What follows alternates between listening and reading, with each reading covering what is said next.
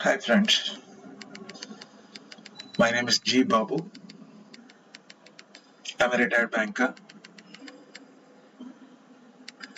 Today's presentation is all about how housing loans to NRIs is sanctioned and what are all the procedures. Housing loan, as you are all aware, is a loan given to a prospective buyer of a residential structure. Why I use the word residential structure means it could be an independent house, a new house, or an existing house, or buying a plat and construct a structure, or a flat in a multi-story structure. In a multi-story structure, you will have a joint ownership of land, whether it is a share of joint ownership, and as far as a flat is concerned, it is total ownership.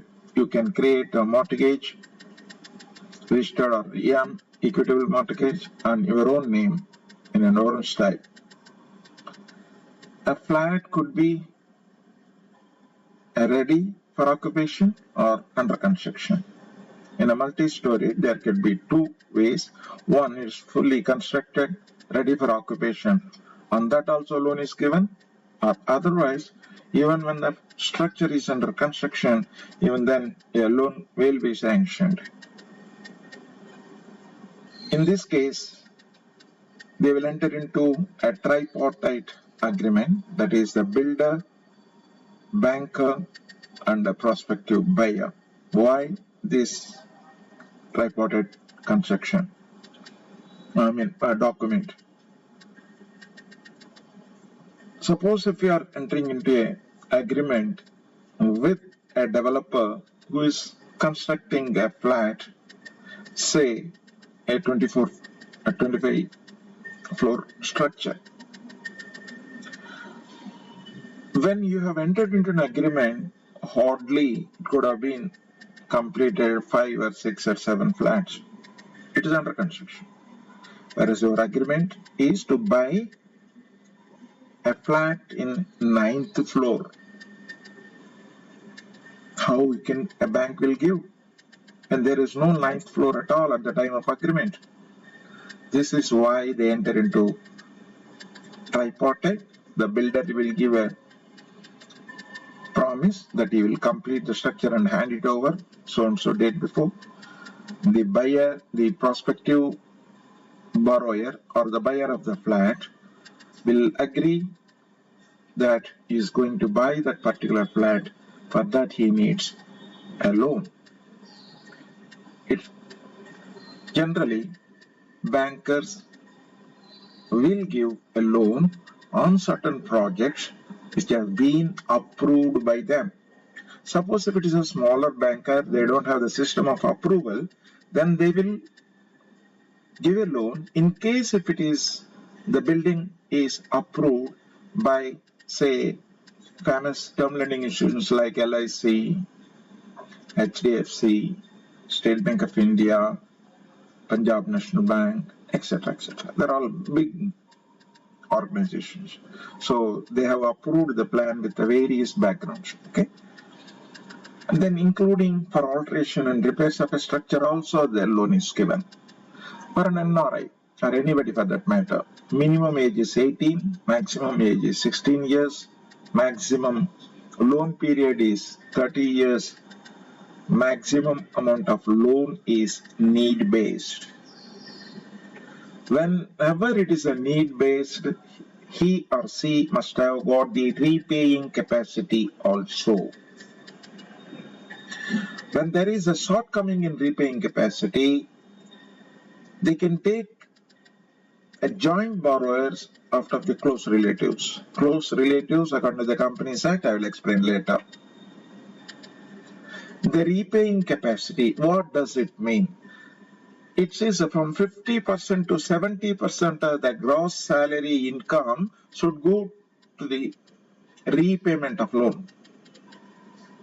Why? The 30% is for family maintenance. Why this 50% to 70%? Why that should not be fixed percentage? Yes, wherever there is a higher salary, remaining portion is sufficient. You can understand 50,000 rupees salary or 2 lakhs salary.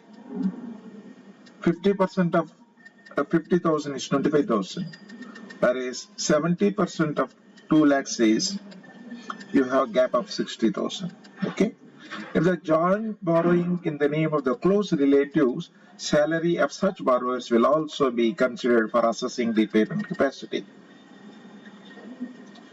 Then comes quantum of loan. If the, say for example, if a purchasing of a flat says it is 20 lakhs, but the entire 20 lakhs will not be given. There must be a commitment by the borrower, that is, his contribution must be there, otherwise he will not have a responsibility. This is called margin. Contribution by the prospective borrower is called margin. In case of an NRI, the margin must come from inward remittances to the debit of FCNRB or to the debit of non-residential external account. Because in FCNRB and NRE, the amount is credited into these accounts out of the inward remittances. Okay. In the table and in the letter, margin must come from overseas remittances. Otherwise, read it as inward remittances also. Now, the table below, up to 30, if a borrower prefers 20% margin, interest rate shall be lower. That means up to 30,000 of INR loan, the margin is expected 15%. 30 to 70, it is 20%. 75 and above, it is 25%. What's the meaning of this sentence? If up to 30, if you are able to contribute 20% margin, then rate of interest will be lower. Okay. What is the components of this cost of flat that is considered for the loan?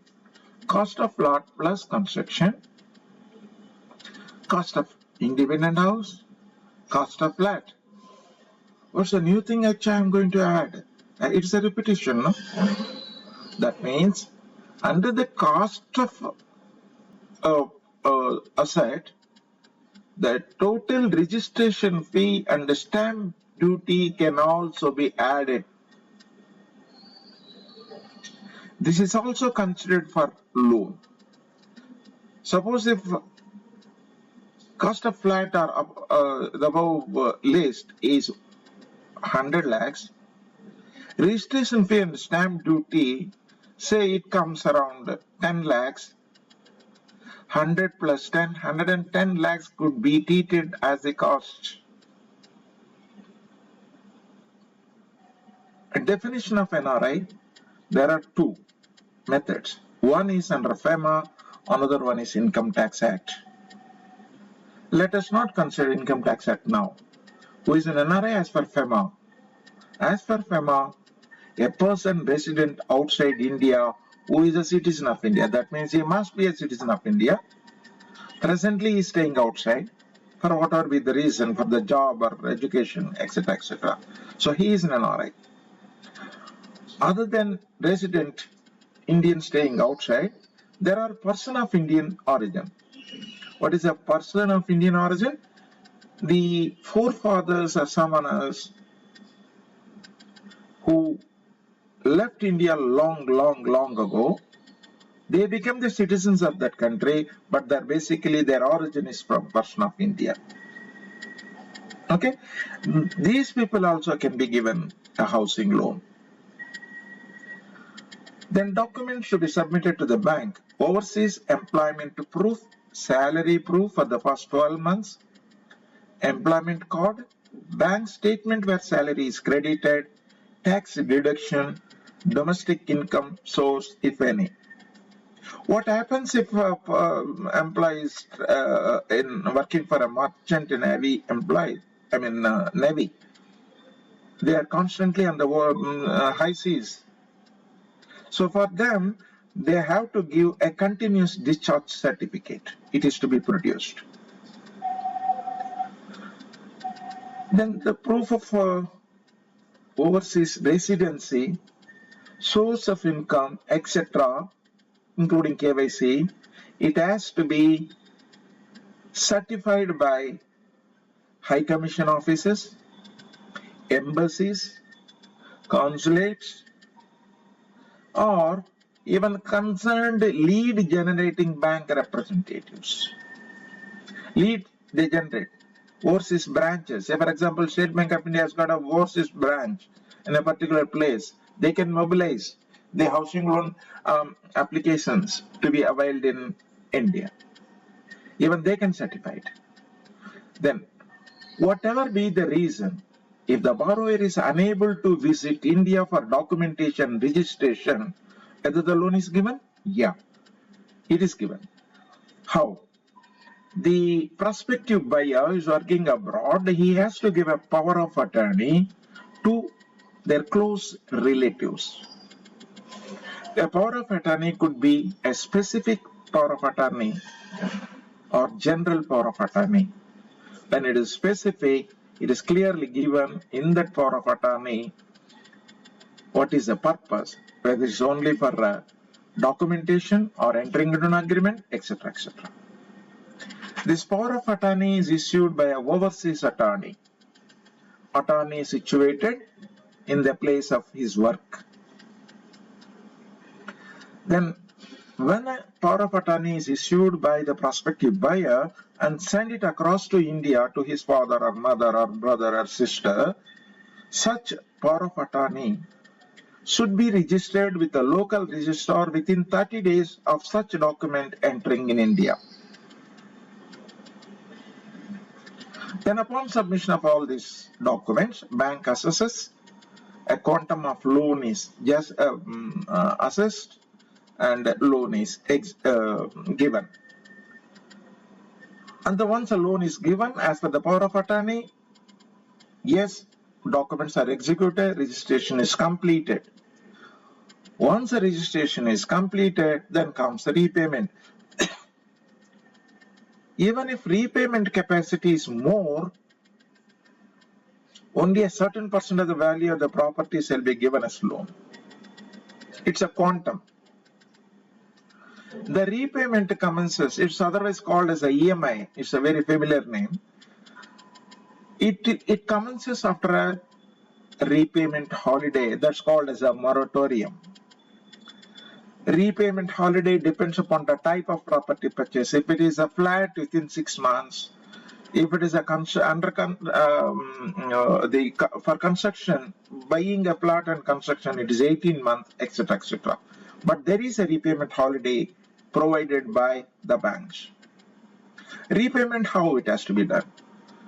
The first is through inward remittances, that is the out of salary he remits every month, or to the debit of NRI, FCNRB, NRO account in the name of the borrower, or out of the rental income of the present flat or house.